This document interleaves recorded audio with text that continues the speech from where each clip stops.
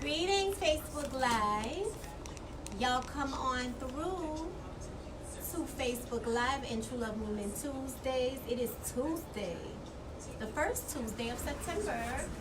And somebody's telling, I don't know who makes this stuff up, but they say September is self-care month. I don't know. I say every day is self-care day. Self-care year. Over here for sure. Definitely self-care summer, right? Definitely. Everybody want to talk about self-care, and I hope everybody's doing it because we're going to talk about it today. All of a sudden. Got Kid Youngblood just tuned in. All right. Thank you for tuning in, sister. On Facebook Live. I can't really get this little fidget thing because it really makes me fidget. What is that? It's a little fidget thing. Grandma gave me this. Oh, no. She's like, I really wanted you to have this pen. I'm like, thank you. And I really do be using it. Oh, boy.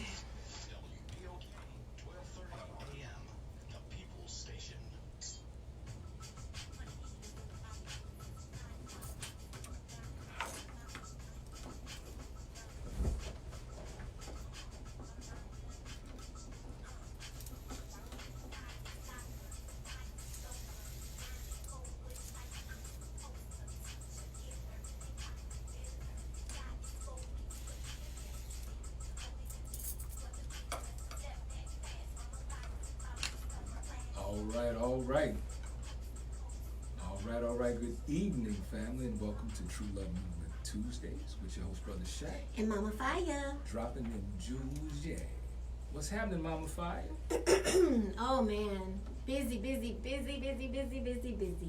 yeah, we moved out of our old healing space, Brother Shaq. Out with the old, in with the new. In with the new healing space. So before we make any announcement of where that is, we just gonna get the vibes right. That's and try right. to get settled in. You know, we have a lot of things to do to make it feel the way it should feel, and get our play therapy space for our babies together and all that stuff. So we'll be sharing more. That's right. Soon about where our healing space is located. Stay tuned, family, and thank you for joining us this Tuesday, September 3rd, 2019 here in New Orleans. So much happening here and everywhere around the country and around the world, and so we are honored that you have chosen to ride with us for this next little go round here.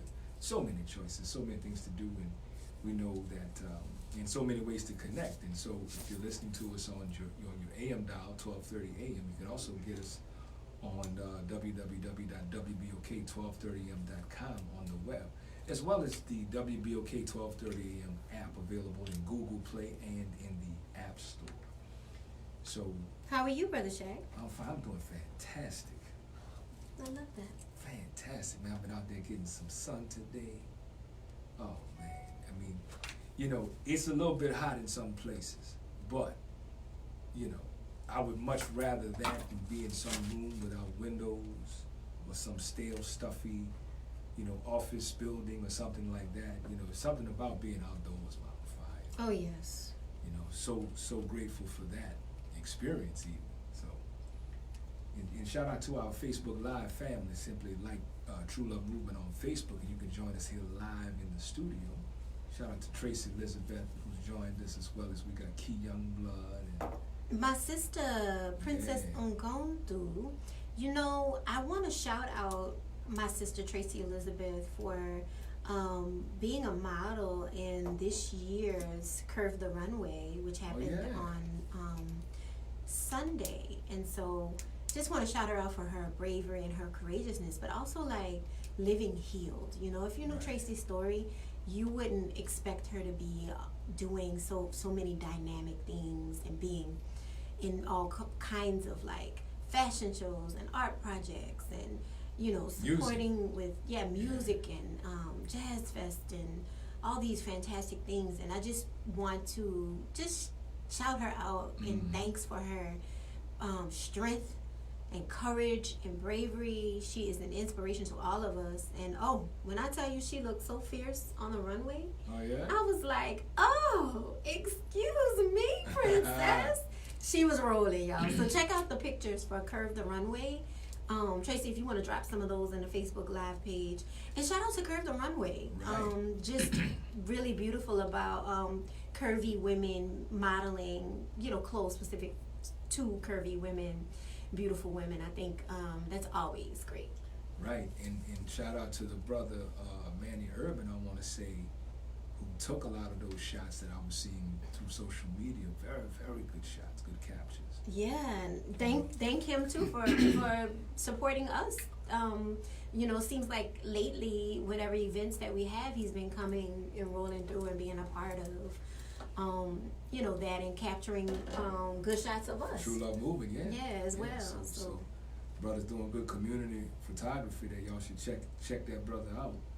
I think it's Urban 504 on Instagram, or Manny Urban on Facebook. The really great professional photographer family. So awesome. Yeah, and so yeah, Mama Fiyah. So we got a really great show for y'all today. We were talking about it just before we came on the air about today's show, and there's no shortage of things that are being experienced by our people, and of course we're not led with current events, and I'm so thankful for that, Mama Fiyah. Yeah. Looking back at some of the older shows, if you haven't subscribed to the True Love Movement our YouTube channel, do that and check that out. There's lots of shows over the years of different kinds of things that we did that were not that were in fact, Mama Fiyah, not responding to what was happening, but actually ahead of it. That by the time that the thing actually happened, we had talked about it months or even years ago. Yeah. And the benefit of that is that there is a knowing that we all have if we'll tap into that. Yes. To understanding what's to come. And so, today's not going to be any different. We would like to invite you to share this show with some folks you respect. Invite a few people to join us on the Facebook Live, and tune in wherever you are. If you're bringing folks home from school or going home from work or sitting in traffic or wherever you're joining us, we give thanks for you, and we're going to invite you to really join in and participate with this one, because this is something that certainly has a universal application, Mama Fiyah. And certainly I think we can say we're witnessing it happen in real time, and that is when it all crumbles, huh? When it all falls down. When it all falls down. When it all falls down. Today's topic for September 3rd, the first Tuesday in September in 2019, is when it all falls down, family. When it all falls down. So, yeah. I think the inspiration for this show came on August 31st, which was the last day of Black August, the last day of August and the last day of Black August. A lot of things have happened in the last couple of weeks since we've been on radio, but shout out to UDA, Black Star, Brother Moon, and all the, Baba Malik, Raheem, and all the people, Sister Sunny and her King Trent, and all the people that have put their minds together to commemorate Black August over August. right. Over the month of August. They've had some beautiful things, events and stuff for the community. They did movie night, and we went to the range. We had training with Body by O, tactical, and so they culminated everything on Sunday. Was that Sunday? No, that was Saturday, which ended up being a really busy day for us, Brother Shaq, supporting family and supporting our sisters and stuff like that. And so I put a post out there on Facebook talking about the revolution,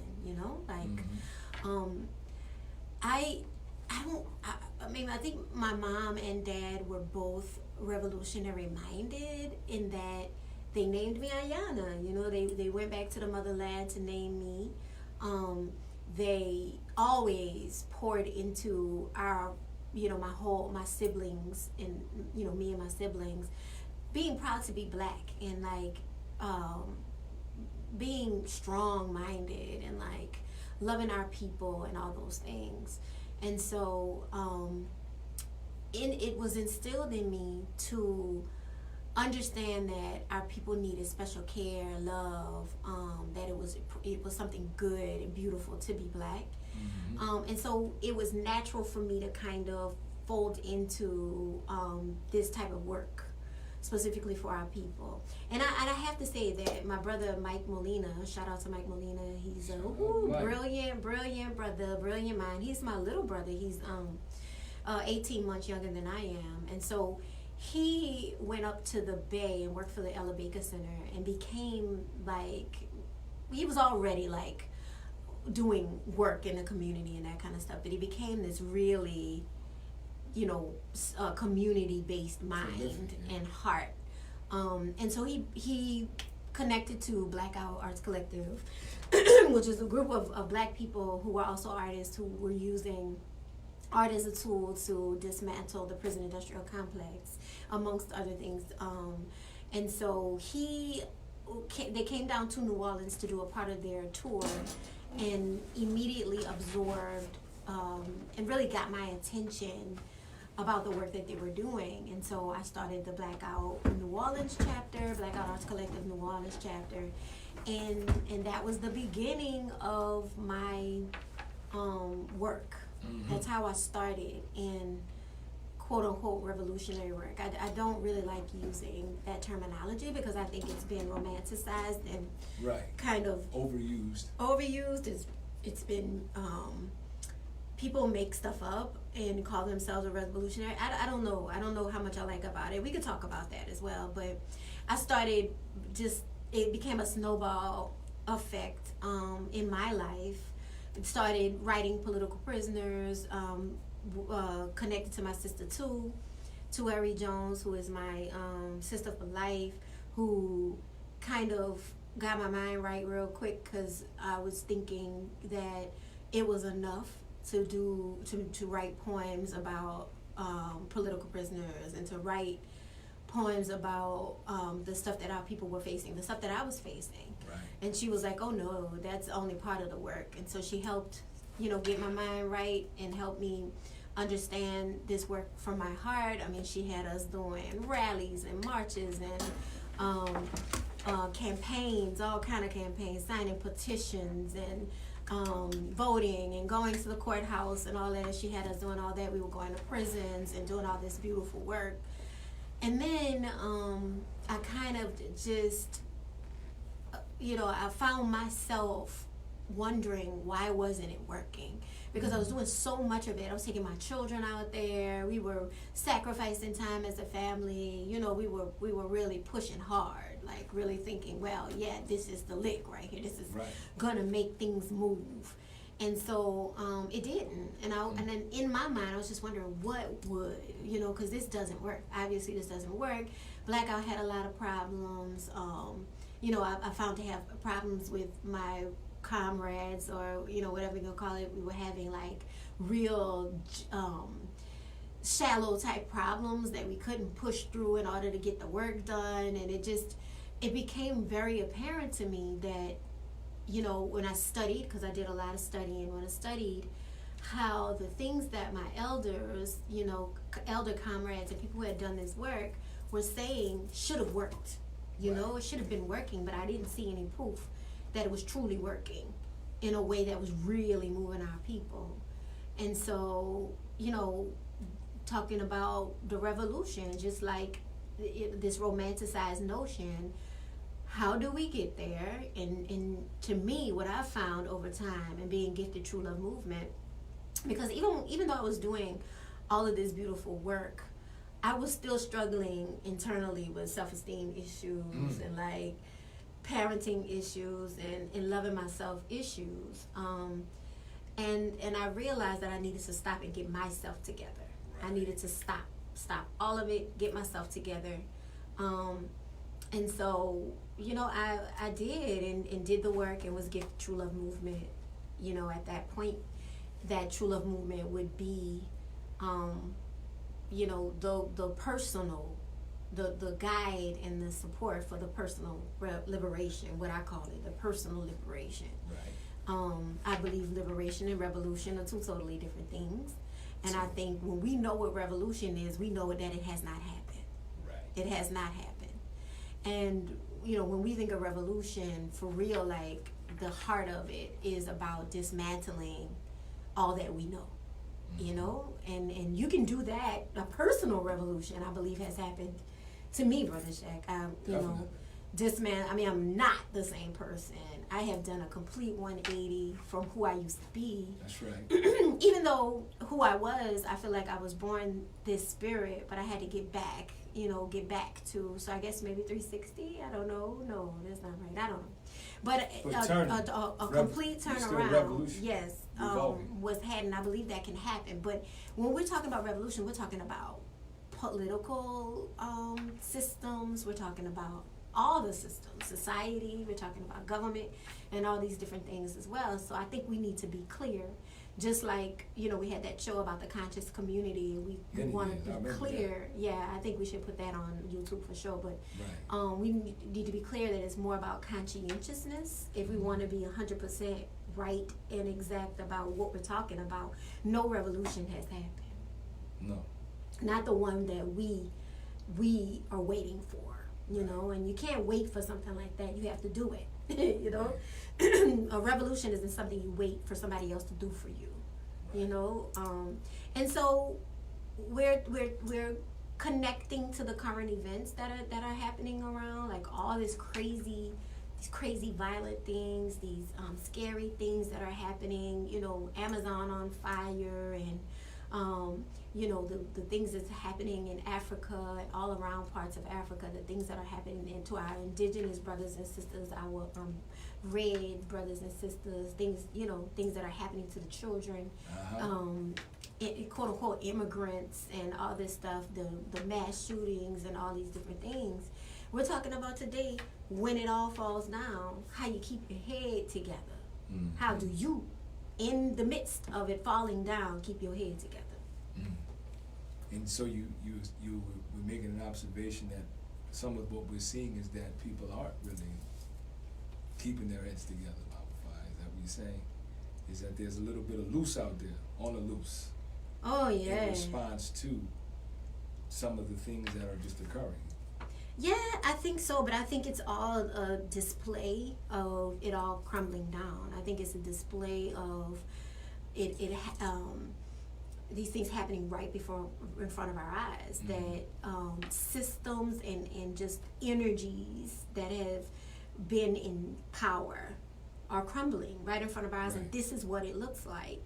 So these specific events, I'm not talking specifically about like people who minds are crumbling and now they're doing mass shootings. I'm not talking about that. I'm talking about what it represents. Right. You know, and all that stuff. What do you say? Well, I'm saying that what we're seeing apparently must happen.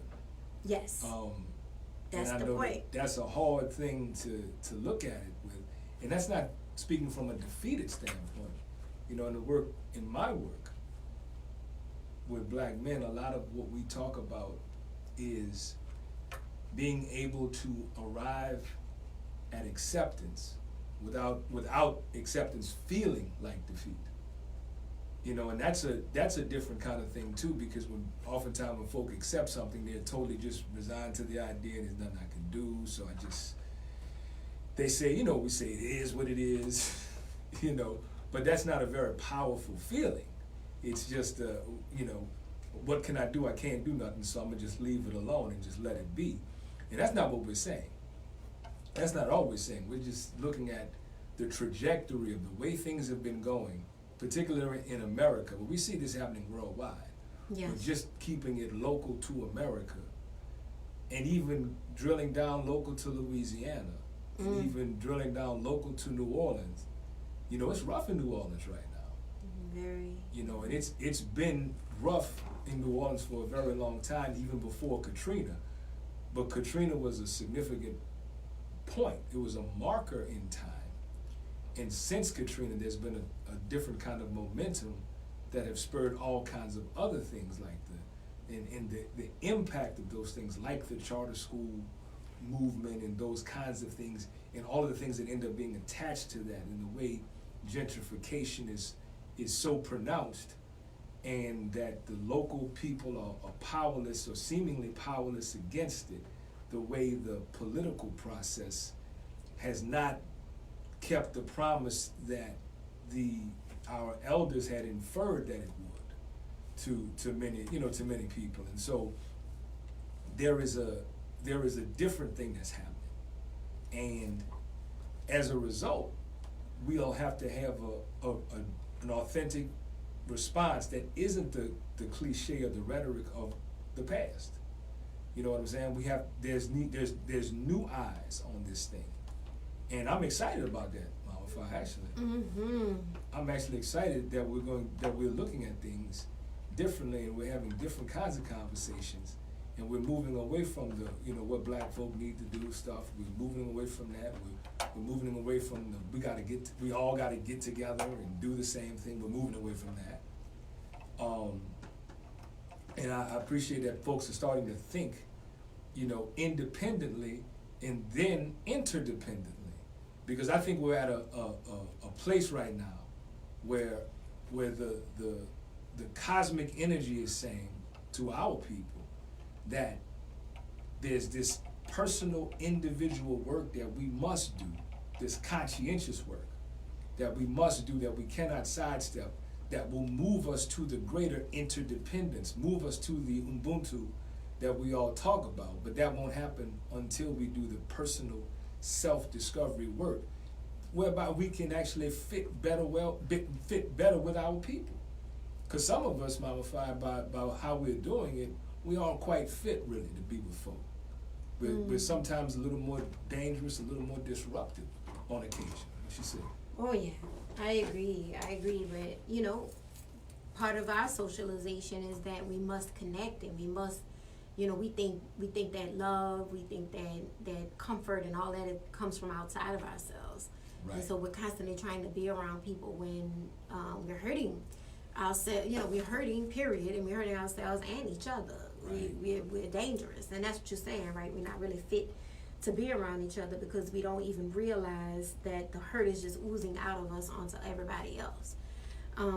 But we always talk about on this show macro and micro, right? And then in the micro, the macro, if we look outside of ourselves in the macro right now, it looks scary, it looks crazy, it's fearful, it's just scary, it's one thing after another. Like on this day this happens, and then the next day this happens, and and it's almost unbelievable the kinds of things that come into our view as far as what's going on the macro level, which means just the wide view of what's going on in the world, or also what's going on the planet, on the planet. Right.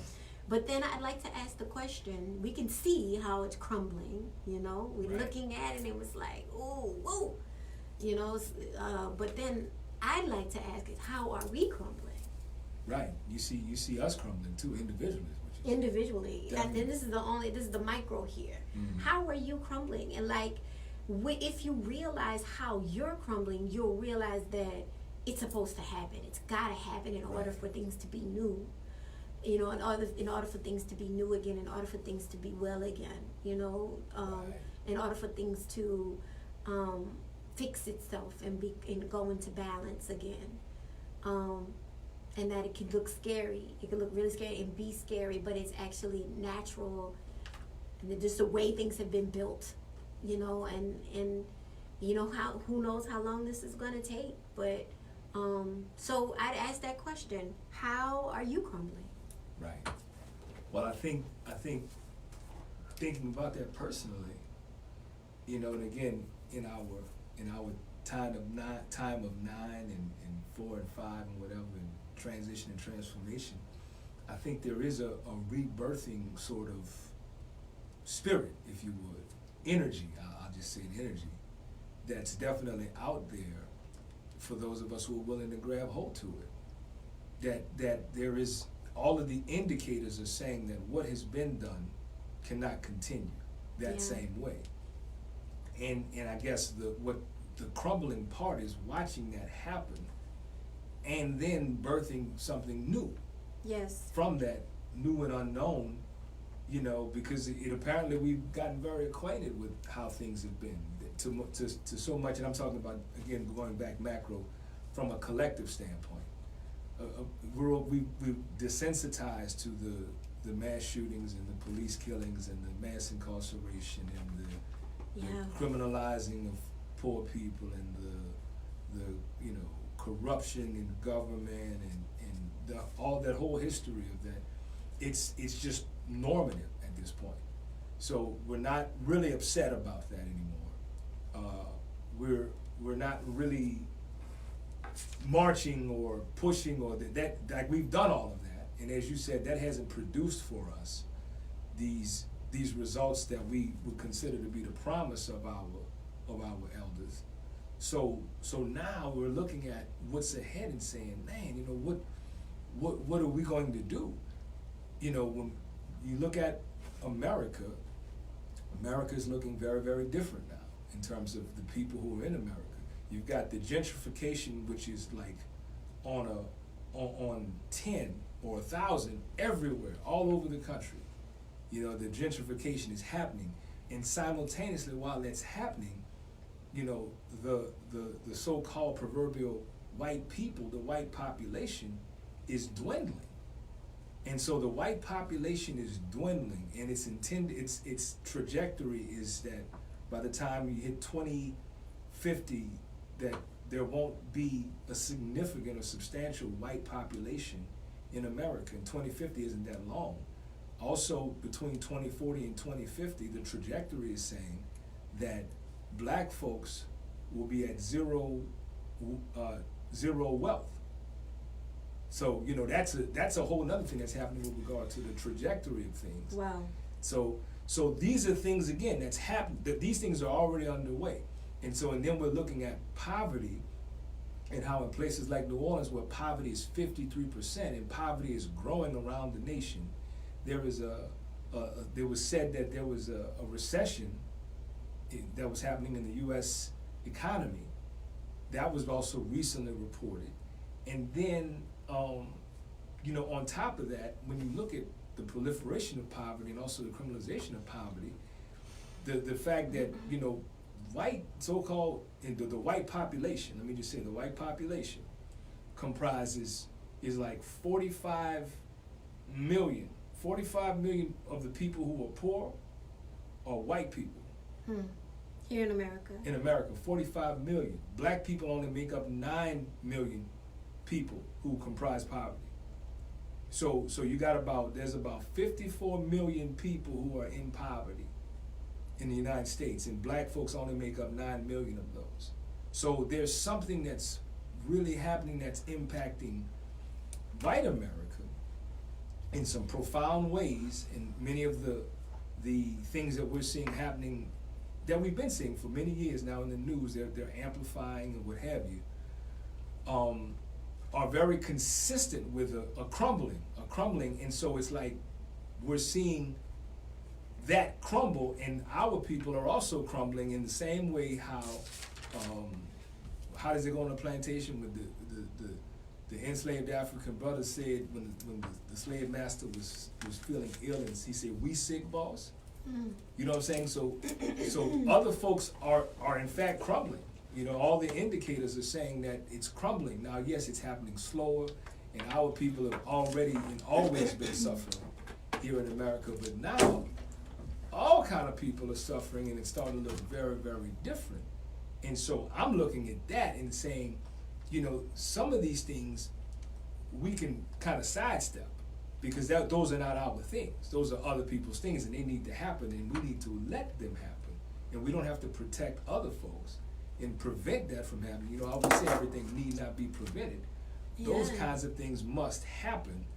Our work is doing our work, even in the course of why it's happening, and not to lend too much of our attention to that.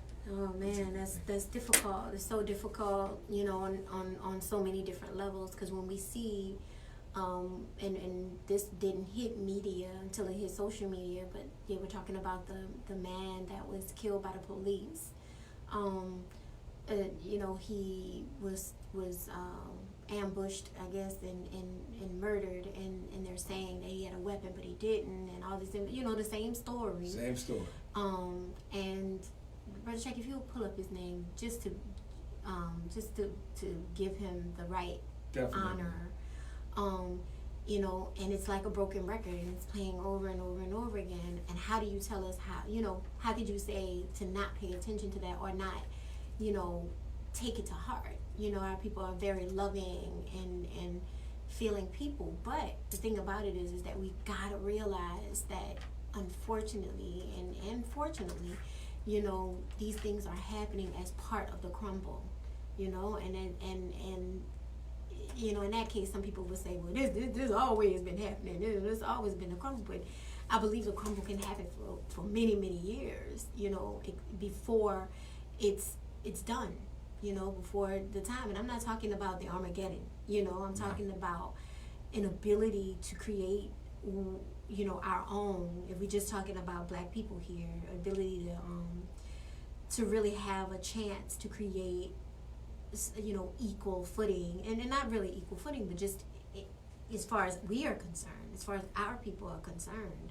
Ubuntu or unity or whatever we want to call that thing, that it is indeed coming, because the universe, the world, cosmic energy just wants to go to homeostasis, and it has not been, you know, and it took, you know, I think about Baba Zach. I think about, like, he talked about we've been falling, we've been tumbling a long time.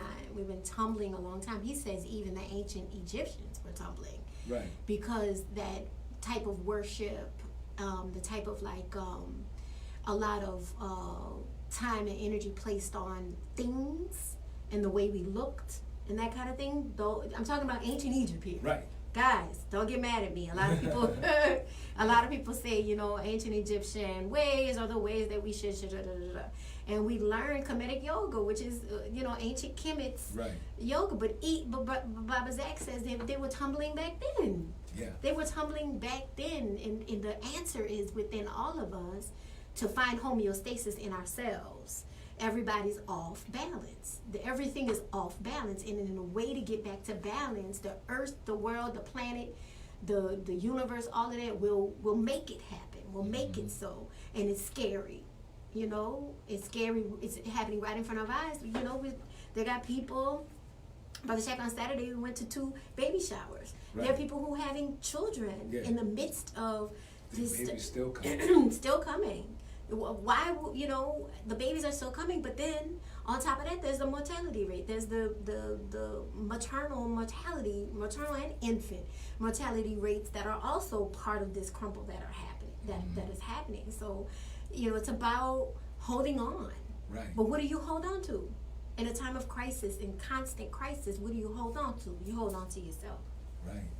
I've been looking as you were talking about Fiyah, and I was not able to locate that story. You said it was only on social media? No, it's now out now. His first name is Ryan. The guy's first name is Ryan. I didn't see it anywhere, and I wasn't. I think he was shot 24 times. I apologize for not having his name, but I don't have my phone right in this time. I just, you know, it's scary when we see these stories, and it's sad, and we say, oh, this is a shame, and you know. And the thing about it is, what can we do about it? What really can we do? We can march, we can rally, we can cry out, we can be a part of campaigns, and we can do these things. But as we know, they don't move. It doesn't make major moves. You know what I'm saying? And that if they did, then this would have stopped by now. Right. This type of thing would have stopped by now. And this is not saying, you know, the people who are enraged to not cry out and to not, you know, organize and build and stuff like that, because that makes people feel better. Definitely. But does it work though? You know what I'm saying? Does it really work? And you know, I that's debatable. You know, people would debate me about that, and I'm not willing. I don't debate. You're not debating. So, no. Well, while we're trying to locate that brother's name, as I was listening, I was thinking about how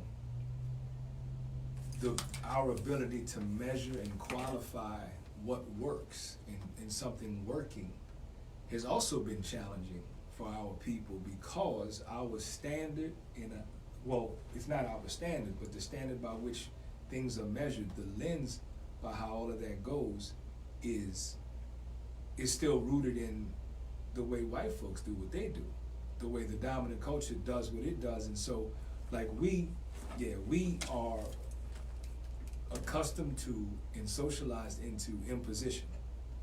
That the way we know things work is through force.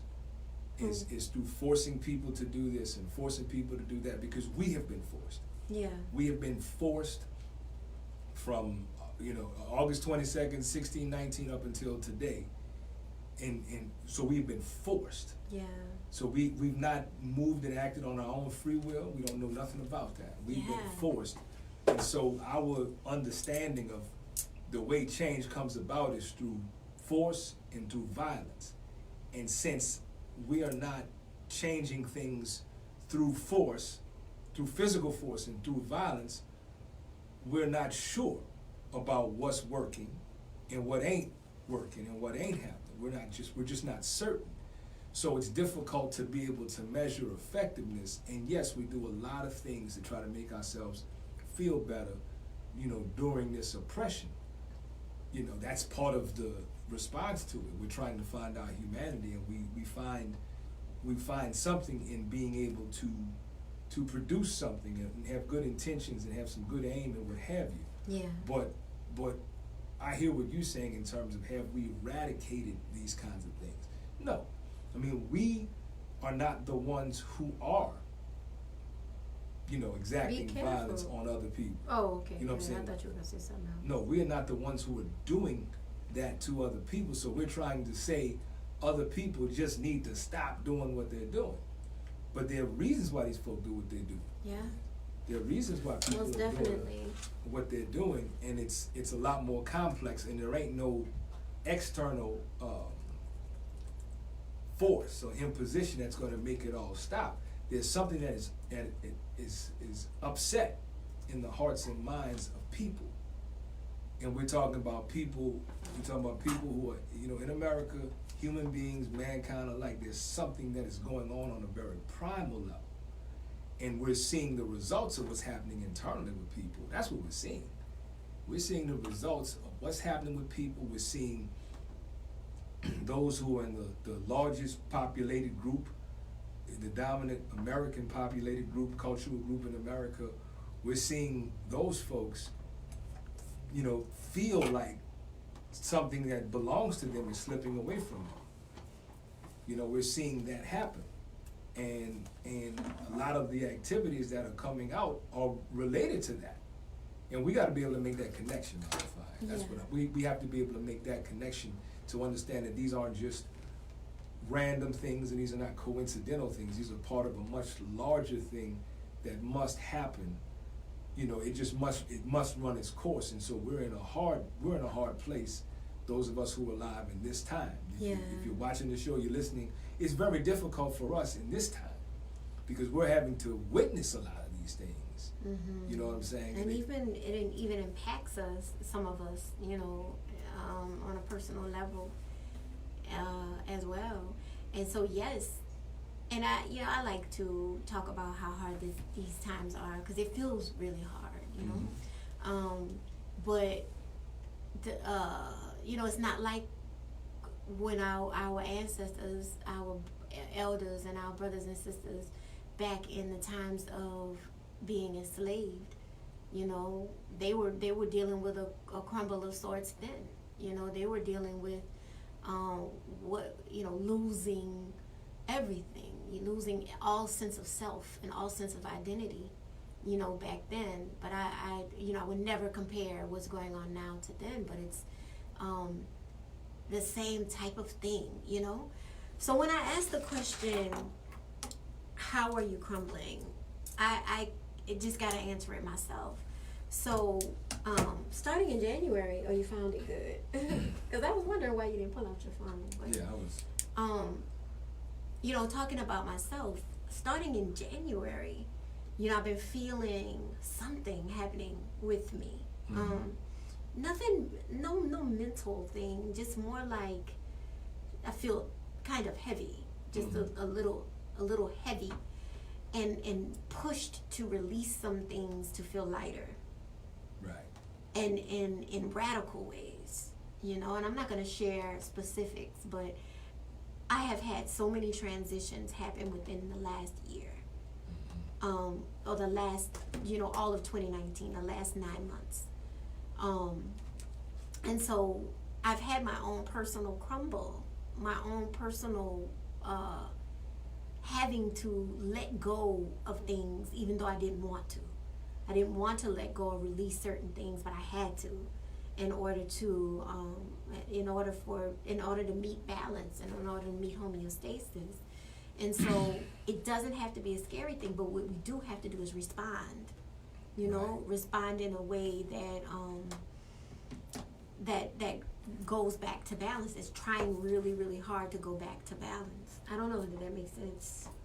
I think it did. I think what you described, and of course I know because obviously I've been right here. witnessing. Yeah. But I think what you described is a level of introspection that requires us to honor that it's happening, and resist the temptation to suppress it or curtail it in such a way. Try to stop it. To prevent it, because there's this thought that, well, that shouldn't happen, and then we have to look at, well, if I think that it shouldn't happen, then where does that come from? Because what I really get from my own personal experience, Mama Fiyah, and for what you're referencing with you, and also just in general, as we're just kind of talking about this today on, when it all falls down, is that there is a certain, we want things to unfold a very specific way. Like we want to have our big thing, but we don't want to have it really radically. We don't want to have it all out of control or unruly or whatever the case is. There's a certain, and I think for black people, that ain't our fault. We've just always been under somebody's control, and so we really think in terms of restraint and restraining ourselves and restraining other people, and like not really being fully who we are, because that's just not. Because we've been restrained. Yeah, because we've been restrained. That's what I'm saying. We that's all we know. So there's a tendency to say, oh, wait a minute. That's too far outside of the norm, what I've been taught, what I think, my opinion, what I've learned, my paradigm, what my parents did, what my friends do. There's all those kinds of things that are there, the mechanisms that are there to hold us right in place. But while we're being restrained, there's these other things that are happening inside of us that are saying to us that you must respond, like you just said, that you must respond to this. Yeah. And we're saying, no, we can't do that. Oh. Can't do that. We have to, this is the way it goes. This is the way it's laid out. This is the way it's been done long before we got here. This is the way to do it. And so I think there's a much larger, you're describing, or we're talking about today on True Love Movement Tuesdays, September 3rd, much more of an unrest that has been brewing and expanding and growing, and it's produced a crumble because it's disrupted something. It has disrupted a status quo, and now it's like, well, what do we do? And so the first inclination is to try to stop it, prevent it, get it under control, restrain it, whatever the case is. But then there's an internal struggle that happens with that, because your internal is telling you, no, this is what's happening, and then you're not honoring that, and so then other things are going on, and I think that's what we're seeing outwardly, the crumble. I think that's how the crumble shows up outwardly and in a very social way, in amongst people and between people, is because when a person doesn't honor themselves, radical crumble aside, when a person doesn't honor themselves and they've not cultivated a relationship with themselves, so they're not acquainted with themselves, when that happens, they're in no position to honor other people, because they have no frame of reference for that. And so then the other folk look very, very radical and very, very besides themselves, very, very like they're tripping, And then you get into, well, wait a minute, you can't do that, and you can't do that because I can't do it. Because I've convinced myself I can't do it. So I can't support you doing it. You know what I'm saying? I can't go along with you doing it because I can't do it. But that's not what they say. But it rubs up against that part of them that's like, well, no, you restrain that, or you control that, or you, whatever the case is. And that's really, really scary, because what happens when a person is emerging and trying to birth themselves. Emerge, come on. Trying to birth themselves, then, you know, we know that there's a beautiful thing happening when we're watching a childbirth. We know that there's something beautiful on the other end of it. But as it's happening, it's a little bit violent sometimes. It's not, you know what I mean? There's some pushing and pulling. I mean, you know, it's not necessarily always. If you leave a woman alone, there's pushing. There's definitely no pulling. Right. Well, see, I agree. That's the difference between babies being delivered and babies, being birthed. Yeah. You know what I'm saying? So that is a great, you know, metaphor, and in a literal thing too. That if left alone, things would happen naturally. As they're supposed to. There's no such thing as man-made laws. Correct. You know, they're man-made. Right. The man-made laws say you must deliver in a hospital. The man-made laws say you must deliver with a certified doctor, or you know what I'm saying. The man-made laws say exactly. And so I love where you're going with this, because of, you know, I wrote here out of the box here at the top of the page, and it's like the universe is coming out of a box, and the box that we've put the universe in. Right. So we've said the universe is this thing. It's this. And so we don't even realize what it is. Right. And so when it backlashes and it pushes itself to show itself to you, we're like, oh, you know, that's not the universe I wanted. There is no box. There is no box. And so when we try to stick things, because our human mind, because we don't have the capacity to understand it for real. Right. So our human mind tries to box everything in. Listen. Mama Fiyah is coming out of a box, okay? That's what's been happening all year long. I have been shown all kinds of ways that I have to knock every box down. Right. And it's scary looking. And people are like, oh, Lord, you saying Mama Fiyah? Oh, whatever. I don't care at this point, because it has to happen. And you're right, Brother Shaq, it is an emergence. Mm-hmm. It is an emergence. And shout out to my little sisters, Black Pearl and Akindor, hey, my sisters, who wrote this beautiful song with me called State of Emergence, because, you know, that is where we in right now. We thinking of it as a state of emergency, right? There's a crisis, and the state of emergency is happening. We're scared. State of emergency. It's happening, you know, to black people. It's happening to red people. It's happening to brown people. It's happening to white people. It's happening to, because it's more of a state of emergence. Right. We're not. How could you be the same on the other side of this? That's right. How could you be the same on the other side of this, my people? And what does it look like for you? Right. What is it? That's at the end of the day, I speak about what happened to me, because I can't tell you what's happening to you. Right. I can't tell you what it's going to look like. You have to dig deep and look in the mirror and see what it looks like for you. Tearing down these walls and realizing there are no walls and there is no box is a mind freak, to say the least. And it's uncomfortable and it hurts. And is, you know, Brother Shaq, you have seen me cry so many tears this year. Definitely. I mean, just crying, because it's got to happen this way. Right. It doesn't make me weak. It doesn't make me, you know, like I'm cracking up. And I'm the strongest I've ever been. Definitely. I'm the strongest I've ever been. And if you've ever seen Mama Fiyah strong, then you know, to say I'm stronger is, you know, because, you know, and this is not about specific things that are happening. The things that happen as a result of this. Right. You know, just keep watch, and don't ever, because this, and I know we got to take a break in a minute, but you know, part of this is the black woman emerging. That's right. She's emerging, y'all, and please, she is bucking against all restraints. Mm-hmm. She is bucking against all boxes right now, brothers. She's bucking. She stopped. She's not having it. That's right. She's not having it anymore. Don't stop her. Matter of fact, love on her through this process because she's going to show you something. She's going to show you how she's leading the way. She's opening the doors for you to come through, brothers. Like really pay honor to what she's doing. She's paving the way. She is Harriet Tubman through this cosmic underground railroad. You know, this cosmic railroad is going to get us where we need to be. You know, encourage her to. Right on.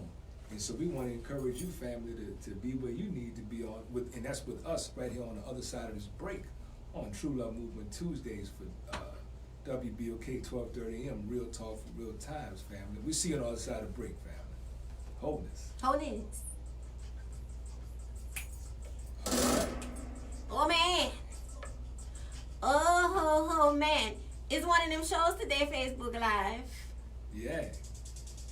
My sisters, y'all feeling me? I hope you feel it. And if you don't feel it yet, it's coming. Right, you gonna feel it. Right, it's coming for you. Sit with yourself. That's why this Mirror Work blog, ooh, see the next one, which is the 6th in a series of 7. I'm getting ready to do the 6th, or is it the 7th? I think It's the 6th.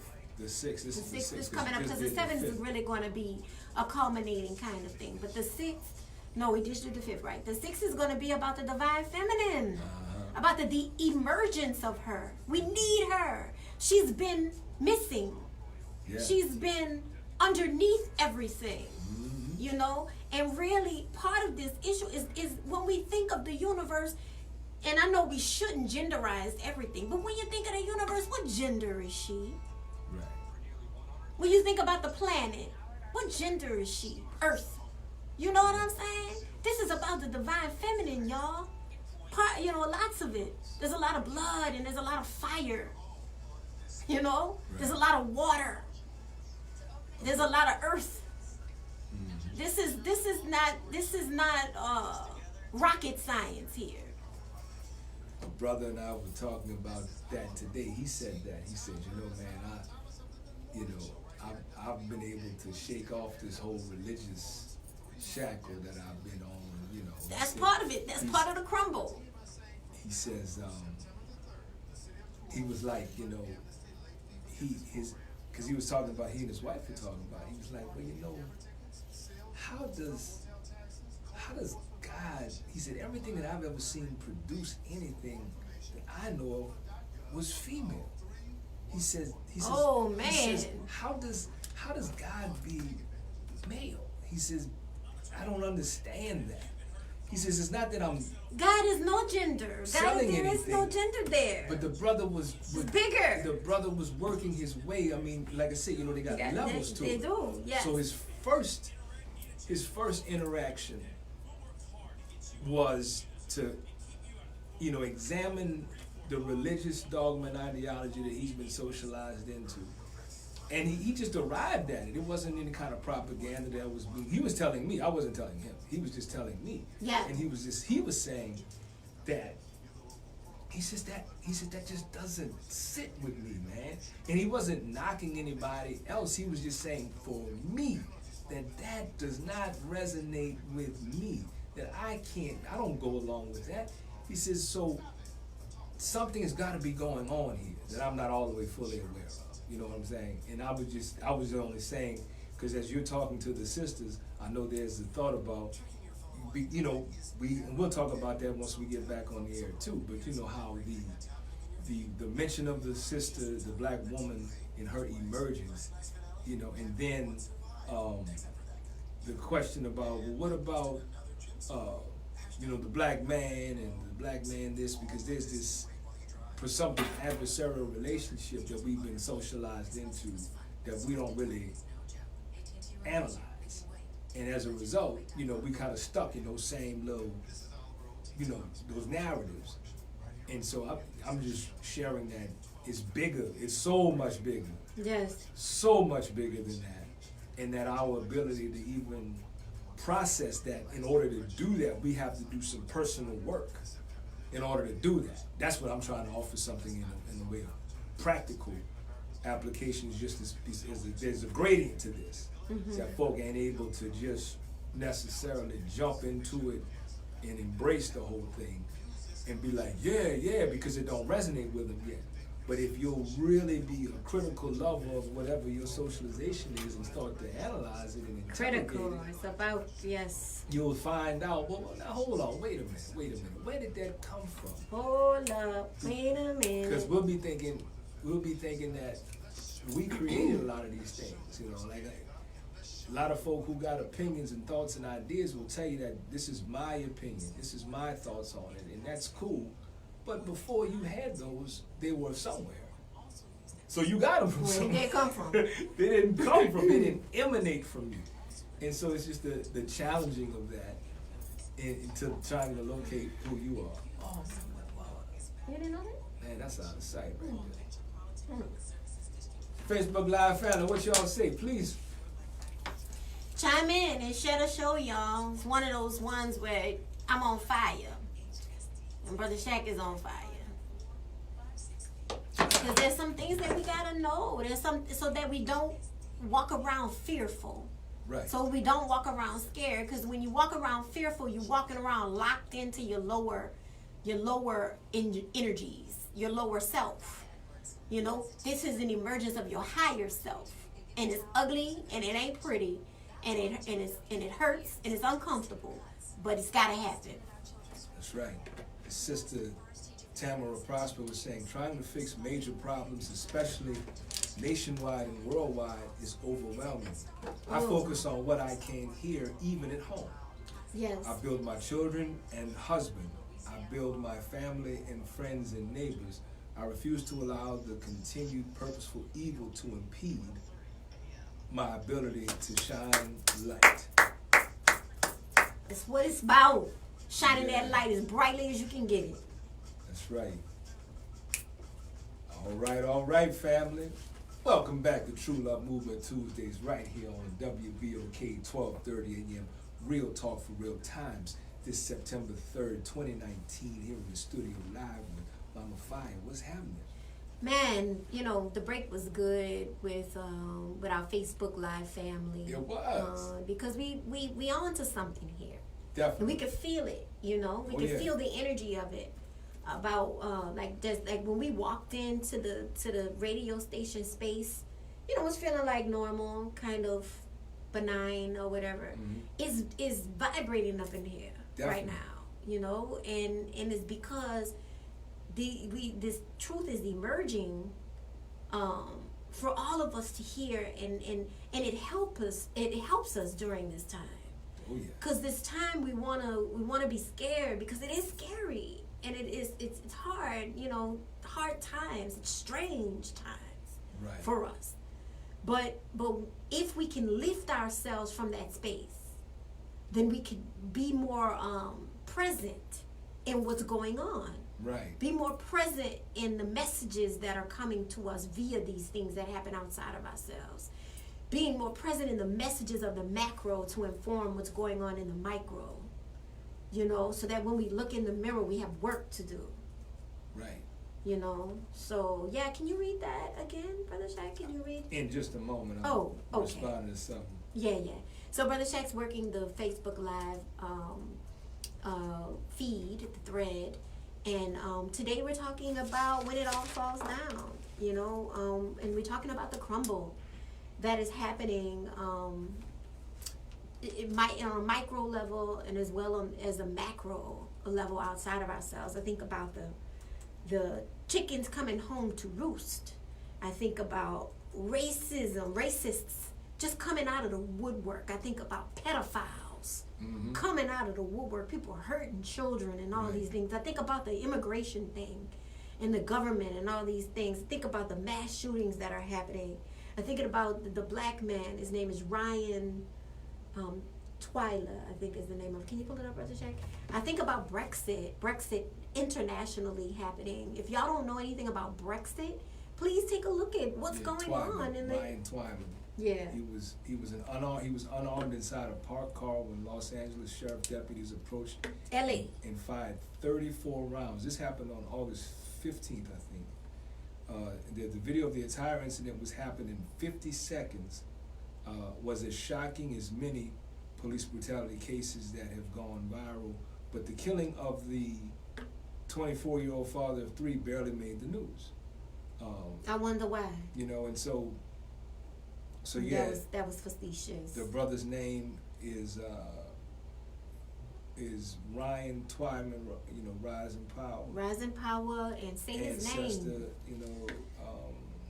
You know, that's our brother. Parent, father of 3. You know. Father. You know, what is that about? Yeah. What is the war on black fathers about? You know, like, the truth is coming out, y'all. The truth is seeping out, whether or not they don't want to put this on national news or not. See, you know, we can't even look at the news and try to get answers, like, truth out of it. It's being covered up in lies and BS. So that's why it's important for us to, really look within to the micro level, because that's the only place where you know definitely there's the truth. You know, really? I mean, that sounds a little scary that you don't know the truth any other way, but that's what I found out through my experience is what I know is true. See, that is 1,000% accurate. There is some prerequisites though about that, and so there's a relationship that's got to be cultivated with yourself. So we've been talking about. You said something. I don't know if it was on the air, but I know you said it earlier. Yeah, it was on there. We had just come on. You were talking about September being self-love month, and I don't know if that's self-care month. I don't know if that's accurate. I don't know. They can make any month be anything. Yeah, it depends on who's, who. And so who are we listening to with that? That's one thing. Yeah. But this whole thing that we've been talking about for many umpteen years now, in terms of what the True Love Movement is working with, the self-love aspect of it, we've been working on that and talking about that, and that has been our lane, because this revolution that folks are talking about has been underway. It's happening. Yes, it is. And that's part of it. That isn't. So in other words, we've been saying that there's a lot of conditioning and preparation that has to be done very personally, and very individually, for what's going to happen. That's what we've been saying, and of course it's been happening. It was happening then, and it's also definitely happening now. And it looks, I think the thing that's confusing about it is we do want this radical thing to look a very specific way.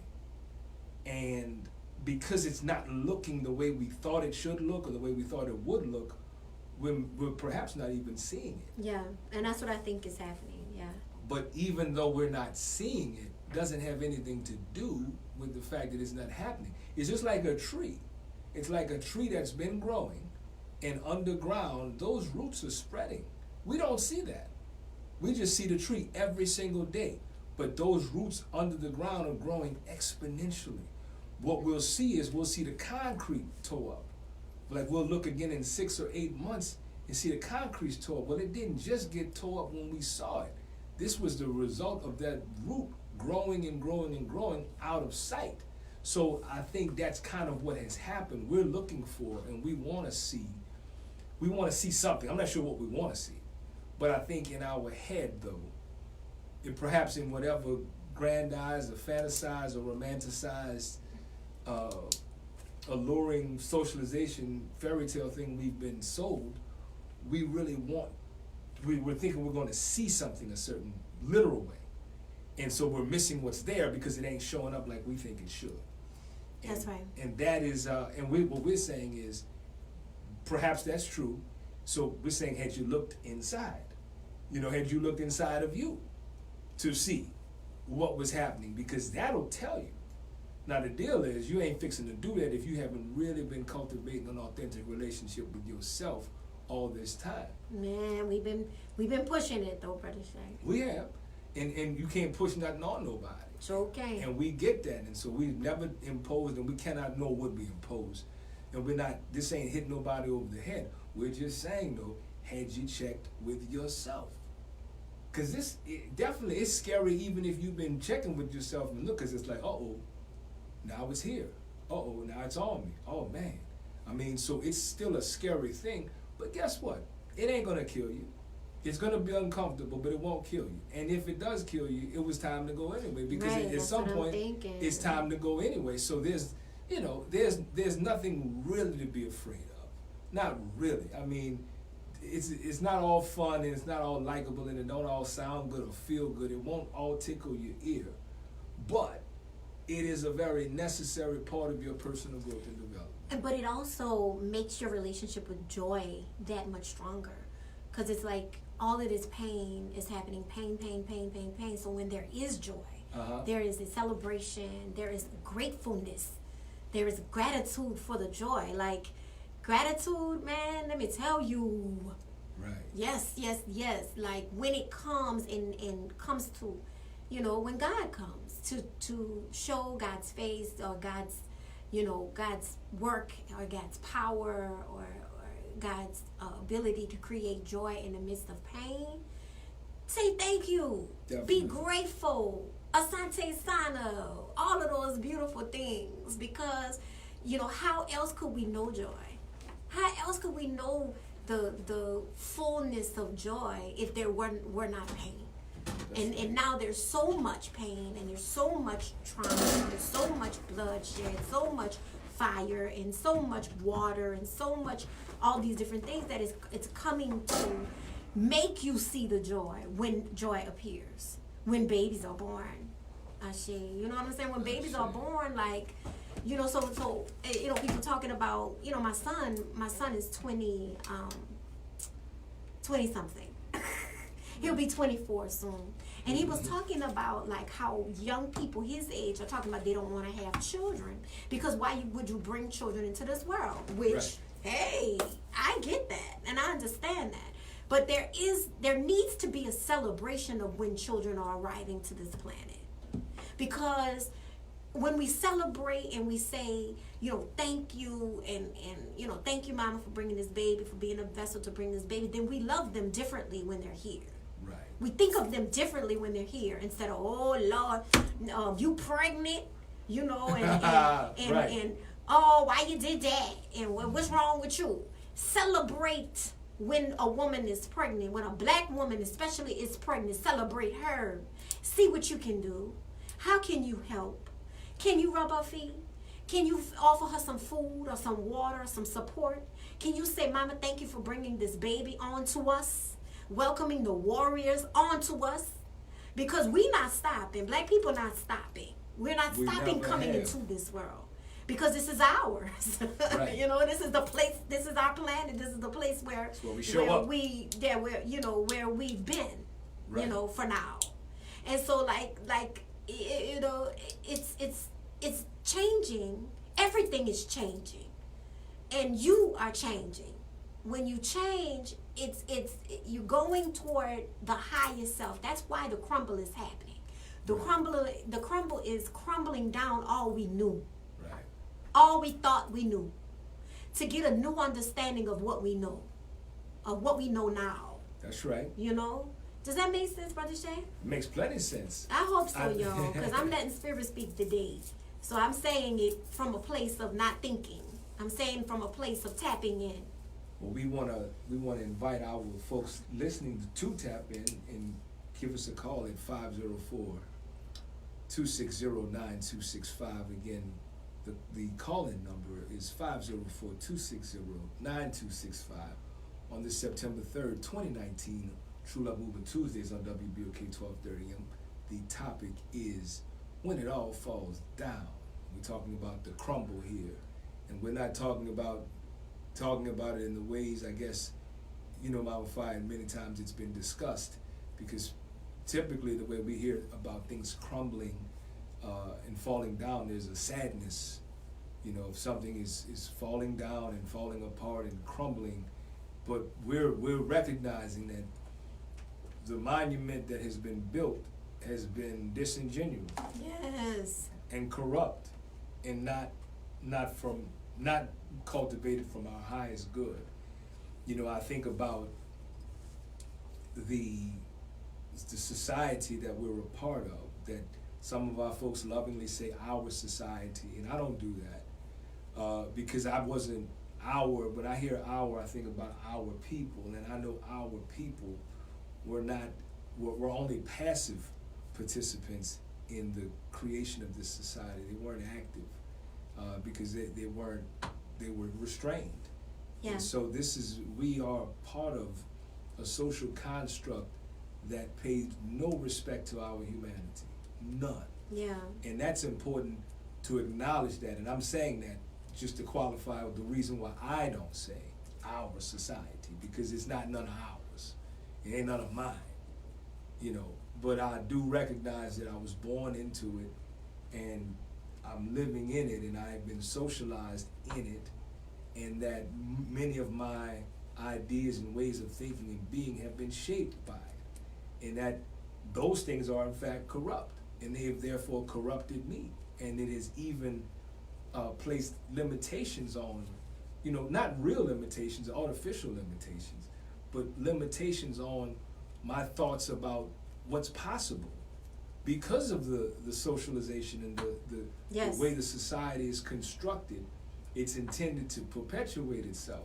Yes. So it sounds very radical when we talk about something beyond that or something other than that, because this was presented as the way and this is how it was supposed to be. But we have to really look at the folk who authored that and say, does that really represent me? And I know in my heart of hearts that it doesn't. Yeah. It may be familiar, you know, it may be quote unquote normative, but I really do have to look at, you know, who did this and recognize that ain't me. Yeah. And that takes a lot of bravery. Yes, it does. It takes a lot of bravery, and that's not encouraged, because if that were encouraged, then the construct as it is could not remain in place. So that's one other things you gotta remember, folk, that if this is not designed to implode, it's designed to self-sustain. So things are as they are, and they are intended to stay as they are, and everything is set up for things to just kind of continue on the way that they're going. They're not there for you to come along with your ideas and disrupt them. That's not what it's not what they're there for. So when you do show up and your ideas and your thoughts and perspectives are different than the status quo, immediately it's going to indicate an alert that something is wrong with you. Something is wrong about the way you think or the way you see things, because you're going to look strange, you're going to look unusual, you're not going to look like everybody else, you're not going to think like everybody else, and it's not some invisible superpower that's going to swoop down and challenge you. It's going to be the people that are right next to you who've already been socialized to say, what are you doing? What do you think you're doing? Oh boy. And you can't do that. And because they've already been conditioned on how it's supposed to go. So this is a very, very corrupt social construct, or a series of corrupted social constructs. And the planet is saying enough.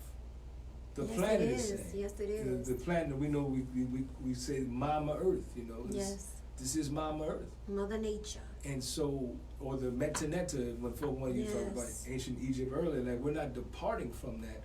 We're saying that perhaps we have to deepen our gaze and do more of an inward glance than just a lot of the superficial rhetorical things that we've done and regurgitated over time, because they did serve a particular purpose or a particular narrative.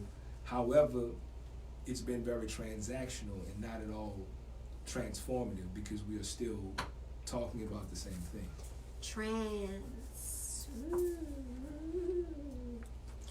Yeah, Brother Shaq, thank you. Thank you for bringing that up, because you know what's been really tough for me lately? What's that? Like I said, this year it's been just a struggle of emerging. You know, emerging outside of boxes and knocking down boxes, but really the understanding that there is no box. Caring what people think. Yeah. You know, you just mentioned that. You just mentioned, you know, when people say, you can't do that according to society's standards and society's rules. Oh boy, caring what people think. You know, if we really sat down with ourselves and thought about how many decisions we make that has relied on what other people would think. You know, even the decisions we made just today, if we just take today, because that's easier, right? Yeah. Than going back 5 years or going back, 5 days. Just take today and think about all the decisions you made, what you decided to wear today, how you decided to wear your hair today, what kind of job you went to today for something, or what, and it gets as deep as that. Yeah. When we start, caring what other people think about us, is really just caring what society thinks. Right. Truly, because people think, in accordance with their construct, what they've been taught. Socialized, yeah. And then so we wind up in a box and we live our whole lives there. Yeah. And then I'm so sad for the people who die, because they'll be back. You know what I'm saying? Because they need to realize what it means to be the captain of your own ship, as they say. Right. Or to lead yourself into a life that, you choose. Right. Yeah. And living that way is potentially frightening. Yeah. And you don't really because you don't really realize that you're in a particular construct or in a box, oftentimes, until you're challenged with going beyond it. That's sometimes because there are a lot of folk that think they're out the box until they find the wall of the box, and then they're like, whoa, well, wait a minute, I ain't say all that, I ain't that out the box. Right. And there's nothing wrong with that, because that's wherever they are, and when you get out of one box, you find yourself in another box. Yeah. It's boxes inside of boxes inside of boxes, but none of those. So you realize there is no box. There's no box, and none of those that you've constructed. That's the other part. That's right. That part. The box was already there, and you were urged and rewarded for fitting into the box. Oh, you were rewarded for fitting into the box. And if you've been rewarded long enough for fitting into the box, the last thing you want to do is slow down on those rewards and accolades and what have you, because material possessions. Yeah. I told you that's been me, like, my whole life, like how to, wanting to really be seen and understood and appreciated and welcomed as a good person, as a good human being, as a good man, a good black man. Yeah. And then, really embarking upon the things that I perceived good black men do. And then socially, because there's a lot of social, what they would call social capital, I guess, wrapped up into that. And so that right there in itself is a particular trope or a trajectory that is there. What is a good man, a good black man? What does he do, and then what does he not do? And then who decides that? Because that is always the challenge when living with people and amongst people. There is a social acceptance, because like what you said, there's an acceptance component that goes along with that, and then there is the worrying, or at least being concerned with what other people think, because what other people think can have an impact on how you're able to live your life. It does. So it has an impact, and this is what we need to be looking at, y'all. Right. How just today it had an impact on you. Go ahead, Brother Shay. No, that's exactly right. And I think as the phone is ringing, I think our caller may have something to contribute to that. So we got the lines lit up. Thank you for holding. Welcome to the True Love Movement Tuesdays. What's happening, caller? God bless y'all. How y'all doing today? Hey, man, what's happening with you? God bless you, Brother Eric. Nice to hear you all as usual. Right on. Yes. I'm very gratuitous. I'm to have to answer gratitude to have you all listen to each week and every day. Matter of fact, y'all been coming on there, so I'm very happy for that. Oh, every day, we didn't even know. Right on. Thank you, brother.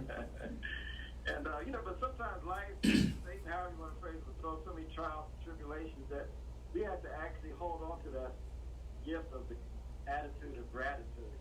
Yes. As you mentioned, I think we need gratitude to carry us through life when things get difficult. But sometimes so many challenges come that we have to even fight to have the attitude of gratitude. Right. And because when we begin to lose that sense of gratitude, or maybe not even really develop it, things really just get so arduous, and just life is can be so glum, just so, not treacherous, how do you want to phrase, just drudgery, that's what I want. Right. Just drudgery and, gloomy. So when we have difficulties, we have to hold on to that sense of gratitude, and try not to lose that sense of gratitude, because sometimes, life will try to beat that out of us, Definitely. That gratitude protects us from going to deeper levels of despair and gloom, so, and to take us up to higher levels where we need to be. So I think for myself, I think I had the attitude of gratitude, but now, to the point now, I have to even protect that, Yes, Right. sir. That's right. You are right about that. And what you're talking about here is depression. Yep. Depression, and we know that it's a real thing, especially for our people.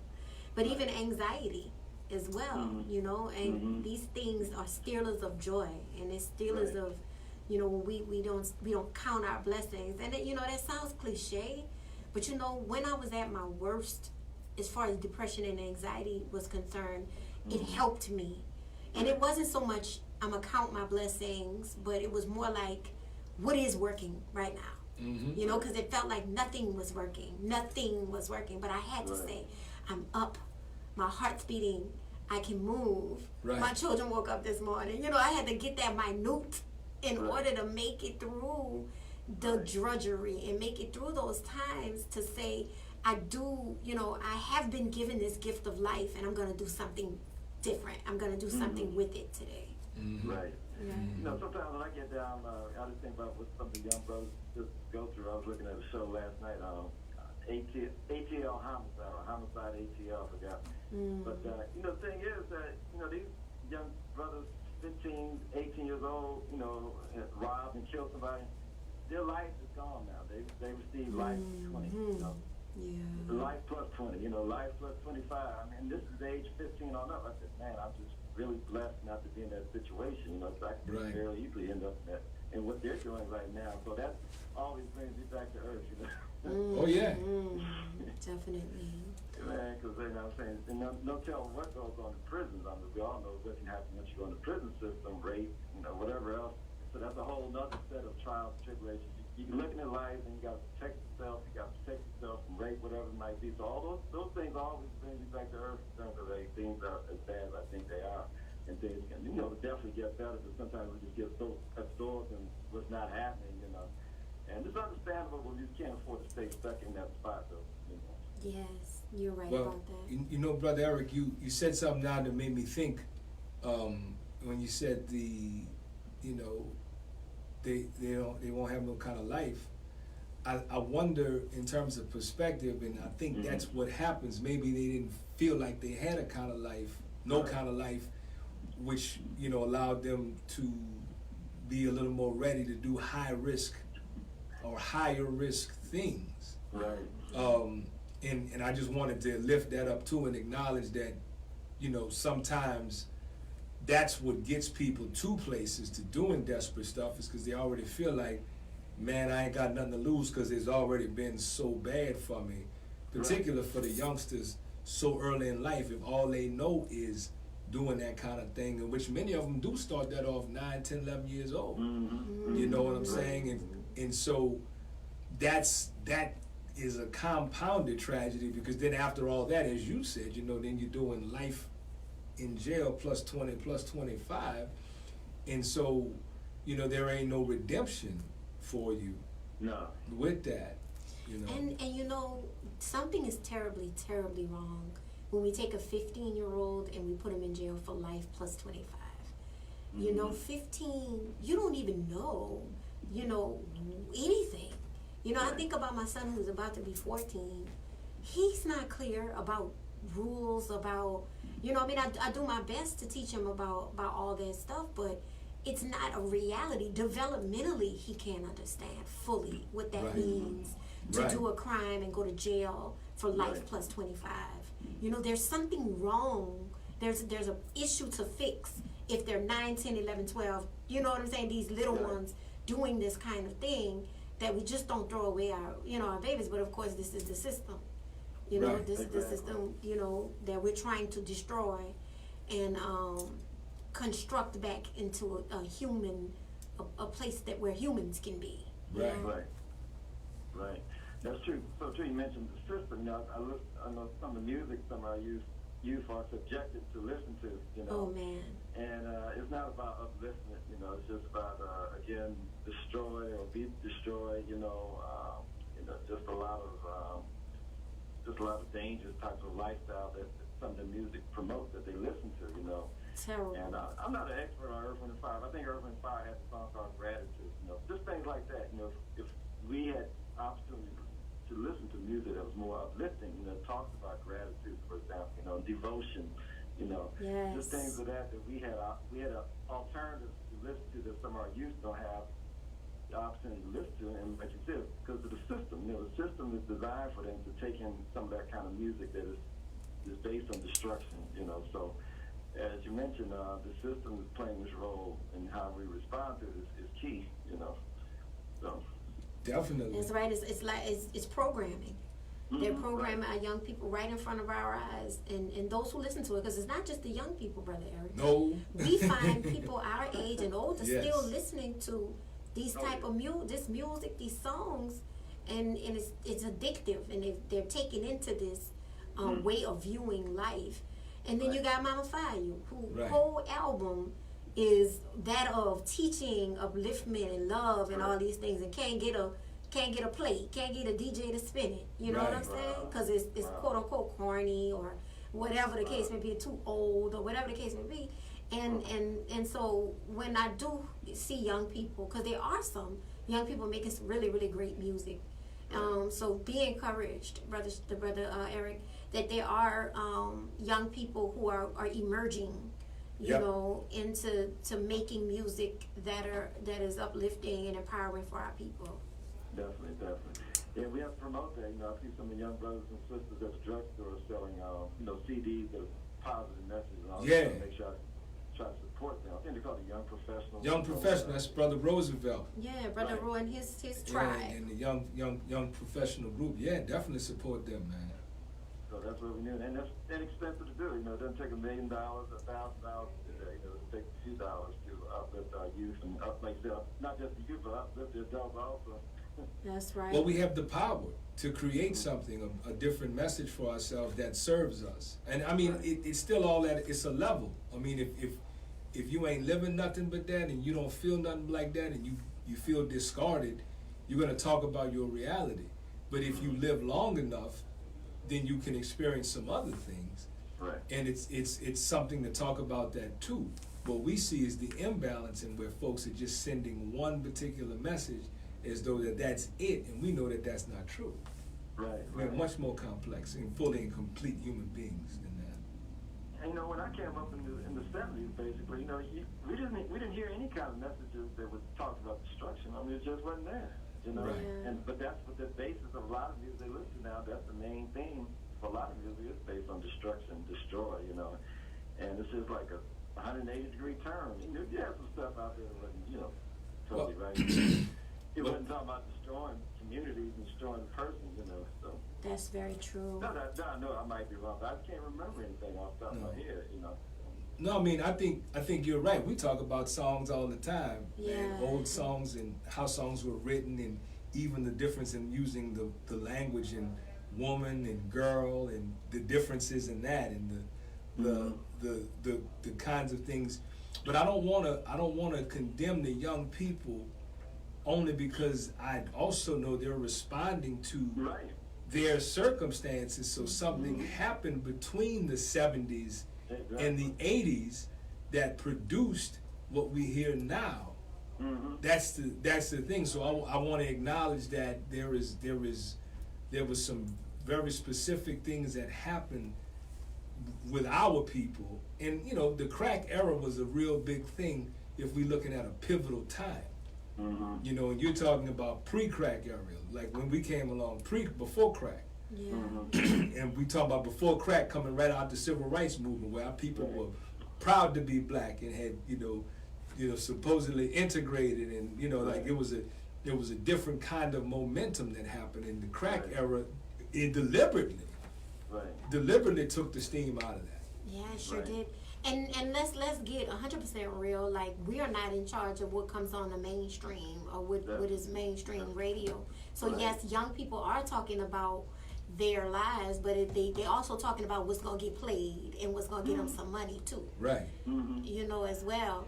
And I got a little controversy when it comes to the music of the 70s and the 80s, and Okay. because just because I remember loving to listen to mellow moods Yeah. and slow jams and those kind of things. And I think what it did to me was it made me susceptible to this fairy tale understanding of love. Like, everything was about love. And it wasn't about love, it was about romantic love. Right. Because we have to remember there's more to love than just romance. That's Right. one part of love, which is intimate love. There's only one part. And I listened to those songs over and over and over again, and that instilled something in me to constantly be looking for love, looking for this fairy tale kind of love. So I think there wasn't enough balance in that either. But I think when hip hop came along, when it first came along, it didn't talk about romantic love. It talked about, fun. It was a lot about fun, but it was also a lot about like things that we could do, or looking at things from the outside of our environments. And until gangsta rap came along, it was really a very beautiful art form as far as hip hop was concerned, that came to balance the R&B that we all grew up on, but then but then mainstream came, then money came through hip hop, a lot of money, and so of course gangsta rap, and then from there it just done became completely bastardized. That's a good point you brought up, because Marvin Gaye basically validated what you were saying, because he's saying before he came up with the album What's Going On, he said he's doing a lot of fantasy kind of stuff in terms of the theme of his music, the fantasy. Definitely. But just 100% love all the time. Yeah. And he, like you said, it was a fantasy. I want you to want me too. Yeah. Just like I want you. Right. Yes. You know what I'm saying? That's what I want.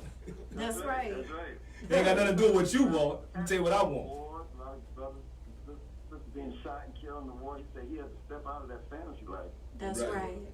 What was actually going on in terms of pollution, death in the city, all the things that was actually going on in the city. He said that, what's going on was based on stepping out of the fantasy of love, 100% fantasy love, and deal with some of the reality. That's right. Right. That's right. That's right. Shout out to Marvin Gaye and Rising Power King. That's right. A wonderful ancestor, and that's a wonderful album. Thank you, Brother Eric. Right on. God Thank bless you. y'all. Take care now. God Right on, bless thank you. I want to shout out too. We got Maurice Mr. Mo Price joining us on Facebook Live. Brother. And of course, Mama J. Hutchison, she's there. Sonia Maria joined Peace, us again. Queen. And everybody who Gainell Dumas has joined us. Sisters. Of course, we got Tamara Prosper there on the Facebook Live. Beautiful. And Tracy Elizabeth and everyone who's Oh, that's there my and sister. come and gone. And also, we'll be sharing the show with folks that you respect. We do appreciate you joining us. And again, simply like True Love Movement on Facebook, and you can join the live feed. If you've missed the first half, then you can go back and again watch it to remember and share it with folks that you respect. Yes. When our brother was talking, Mama Fiyah, right before he called, I was talking about the socialization and me growing up with a lot of that fantasy love stuff you just mentioned, but I was talking about the good black man and what the good black man does and doesn't do, and how someone else defined that, and about that being a total construct. Yes. And how it wasn't something that I created, and I wanted to just kind of lift that idea up, because that's really what drives a lot of us, is wanting to be authentically who we are, but then realizing we won't be accepted that way. You know what I'm saying? And what that does to a person, and how that's the deliberate intent of socialization. Socialization isn't designed to take you into something that ain't you, and then, form you into something else, and then have you propagate that because it's quote unquote working for you. So I just wanted to bring it up. Shout out to Nola Adams joining us also on the Facebook Live. Mama J. Janison Hutchinson says, great point on the analysis of music, because you got folk who've been around and remembered Marvin Gaye when he was a young man, kind of thing. You know, of course he's an ancestor in the 80s, I want to say 1980 maybe, but like they remember the early Motown and the whole evolution of that. Yeah. You know. Yes, yes.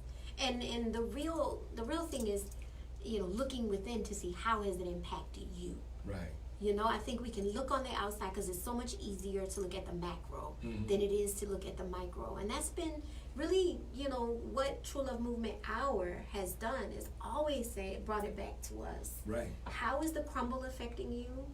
How is the music programming you? How has it programmed you?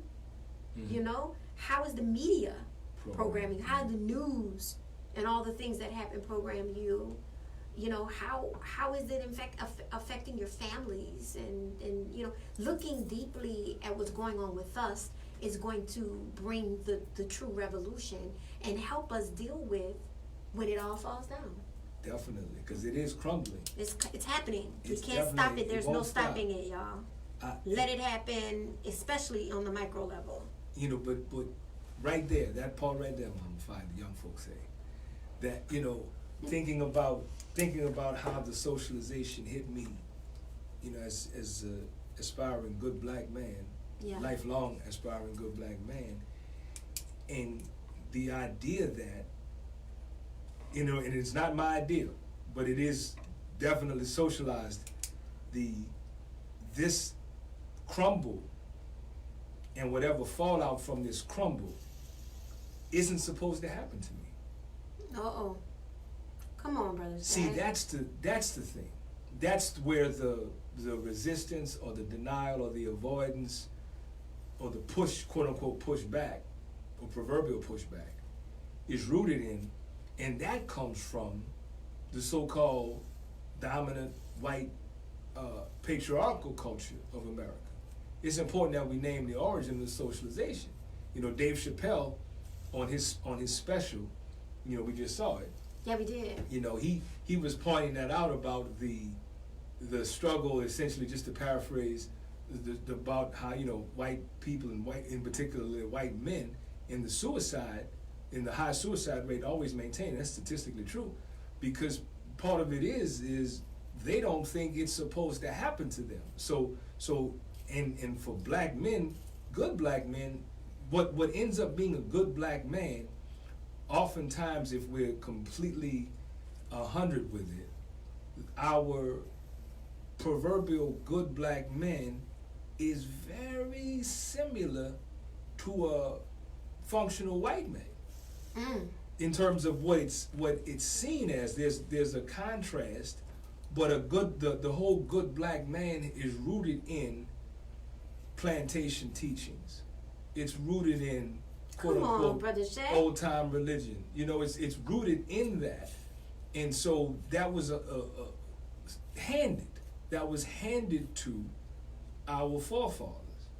So again, this is an ancestral thing in this nation, but it's true. So a lot of what makes a good black man, in terms of what the messages society has given us, is one who is more aligned with an atypical, functional white man. It's more akin to that. Wow. And I'm saying that because I've interrogated it. I've interrogated myself. I've listened to, you know, my brothers. I look at, you know, what it is that we say we intend to do, or our different aspirations, and where do we get those things from? The things that we lift up in value, where do we get it from? And the things that people reward us for, where does that come from? And it's not, you know, just to stay on the black man for just a moment.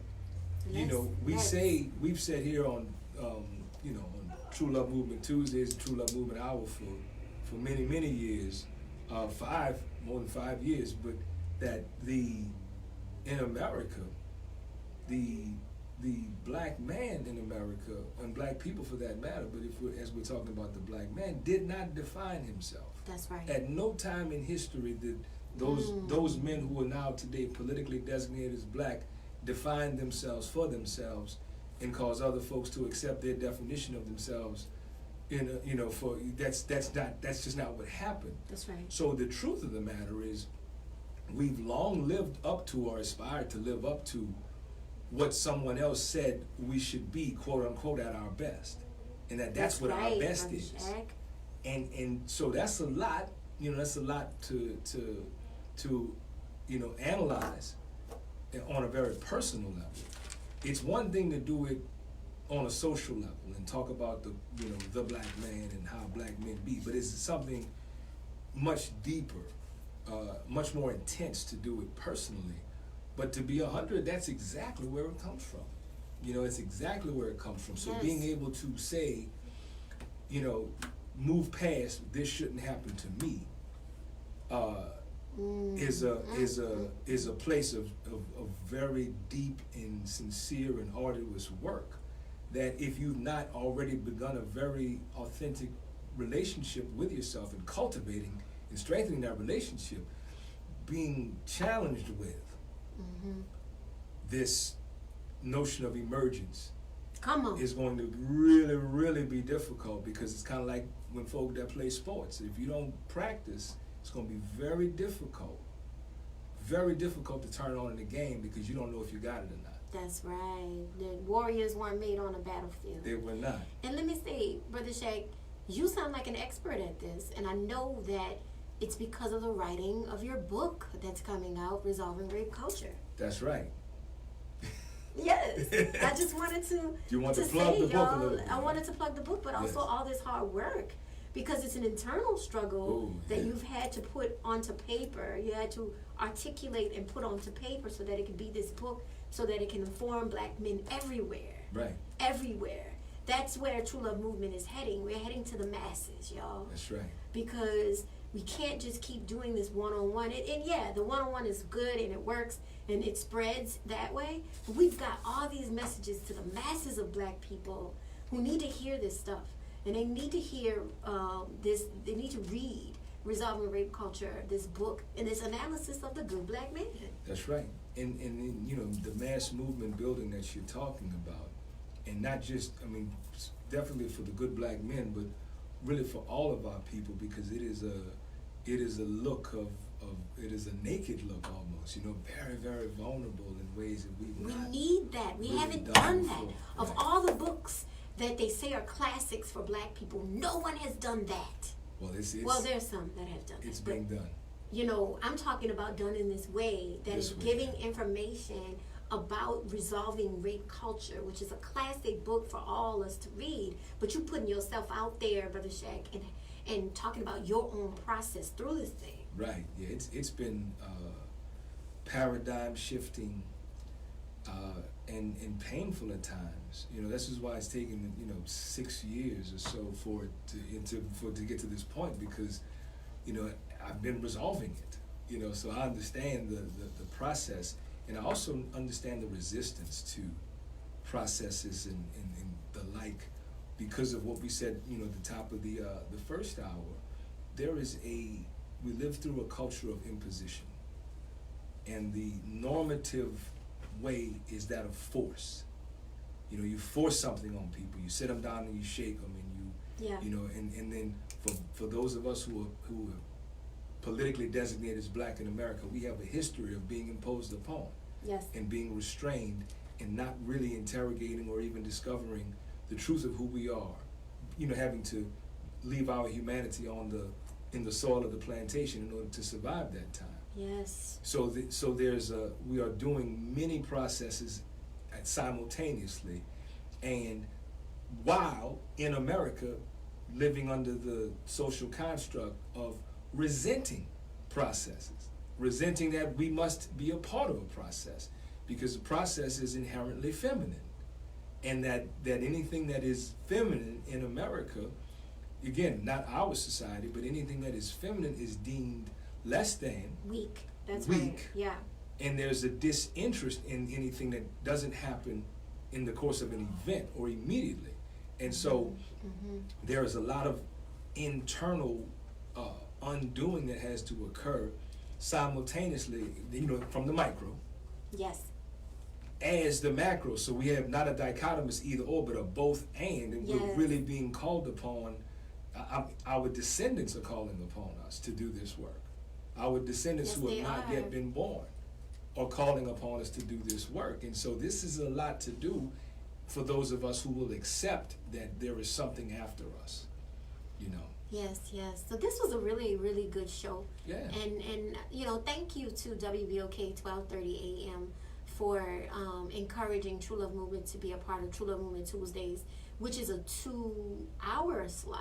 That's right. Which helps us dig deeper into our topics, and I think we did a good job today. Definitely. And I just want to remind people, like, we're talking about when it all falls down. And so talking about when it falls down on the macro level, but also when it falls down in your own world, in your own life, in your own head. And then what do we do about it? And so September is supposedly self-care summer. That's what you keep self-care saying. month. Right. But it's been self-care summer all summer. That's right. And people have been confused because they've been calling it hot girl summer. Hot girl summer. Yeah, have you heard about that? You No. haven't even heard about that. There's some No, kind I'm of a little song bit, that's coming out, hot girl summer. I'm a little People bit have older. been more willing to put the hashtag hot girl summer than they've been willing to put self-care summer. Really? Yes. And so through self-care is acknowledging that we need something and we are able to give it to ourselves. Right. We're able to withstand the things that are going outside of ourselves, Brother Shaq. Right. Whether they're going outside of ourselves in our own homes, in our own neighborhoods, in our own communities, in our own, state, in our own, city and state, and so on, Right. and world, planet. We're able to withstand those things when we take the time. It's sacrificing time, is saying and prioritizing your time to make sure that you are being taken care of. That's right. And by, who's going to come to take care of you? You are. You That's know right. what I'm saying? Or you're going to be fighting for trying to find somebody to take care of you, and that's not fair. That's That's not another it. imposition, That's right. right? And so that is the way. That's part of the solution to what to do when it all falls down. Right on, Mama. So yeah. I want to talk about a Kindor's hoop real quick before Yes. we over. Shout out to Radnika, who is my beautiful, beautiful, wonderful sister, and I love her so much.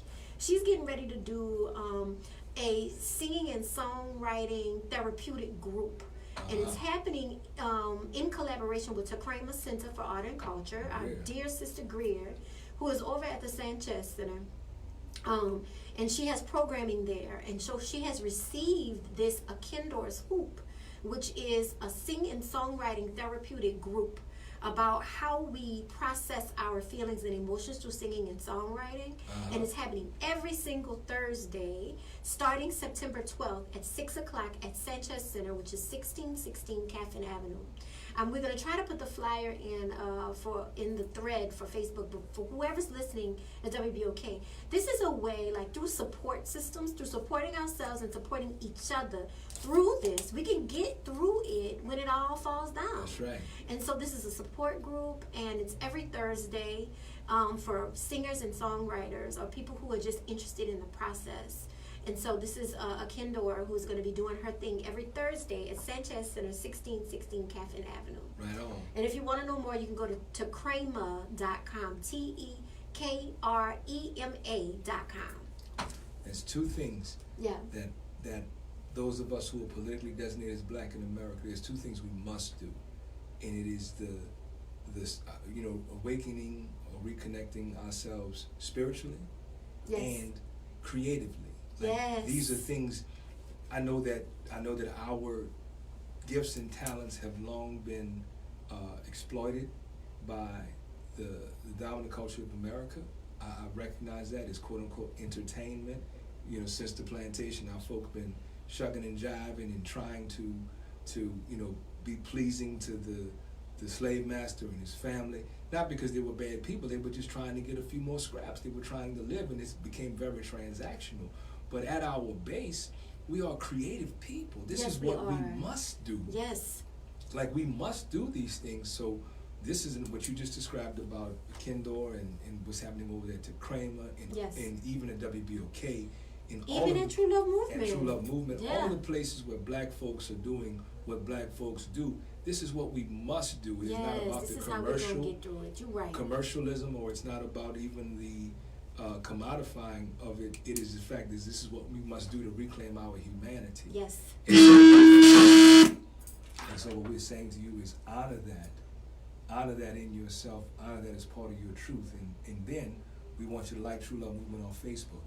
We want you to like True Love Movement on Instagram, True Love Movement Hour subscribe to the True Love Movement Hour on YouTube, and then True Love Movement Hour on Twitter at TLMHR. Follow Fire Like Ayana. Come on, Brother Shay. On Facebook and Instagram, and yeah, I think that's our housekeeping bit. And of course, stay tuned to WBOK 1230 and Real Talk for Real Times here in New Orleans, local and black owned, 12:30 a.m. on your radio station, and on Brother Shaq. And Mama Fiyah. When it all comes down, right, Mama Fiyah? That's right. When it all falls down, wholeness. Wholeness. All right, Facebook Live family. What a good show, Brother Shaq. It's a great show, Mama Fiyah. That's You gonna be still a here? good one on YouTube. Right on. What you got to say to the people? I gotta say, love y'all. Y'all tune in to the YouTube channel, subscribe, and everything like that. Wholeness. Wholeness.